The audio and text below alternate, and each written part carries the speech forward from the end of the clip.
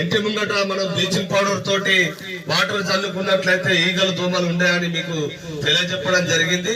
అంతేకాకుండా మరి ప్రైవేటు బళ్ళు కాకుండా గవర్నమెంట్ బల్లో మన పిల్లలు వేసినట్లుంటే మంచి బంగారు భవిష్యత్తు ఉంటుందని కూడా తెలియజేయడం జరిగింది. ఎందుకంటే ఇప్పుడు ఒక ఉద్యోగి తను టీచర్ గా ఉండాలంటే ఆయన బిఎడ్ చేయాల్సి ఉంటది, తర్వాత టెట్ రాయాల్సి ఉంటది. అంటే ఎంతో నిష్ఠాంతత ఉన్నట్లయితేనే మరి ఉద్యోగం వస్తుంది కనుక మీరు అర్థం చేసుకోవాలి. ప్రైవేటు స్కూళ్ళల్లో 10వ తరగతి inter second year first year చదివిన వాళ్ళే ఉంటారు. ఈ గవర్నమెంట్ స్కూల్లో బిఎడ్ తో పాటు పిహెచ్డి చేసిన వాళ్ళు ఉంటారు. దయచేసి మీరు అర్థం చేసుకొని మన పిల్లల్ని గవర్నమెంట్ బళ్ళకు పంపాలి.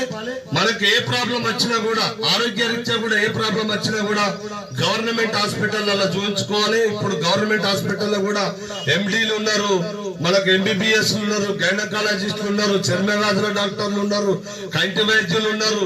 అన్ని రకాల దాదాపు వ్యాధులు అన్నిటికీ కూడా మన గవర్నమెంట్ హాస్పిటల్ అందుబాటులో ఉన్నాయి. స్కానింగ్లు ఉన్నాయి, ఇంకా ఎంఆర్ఐ కూడా వస్తుంది త్వరలోనే మన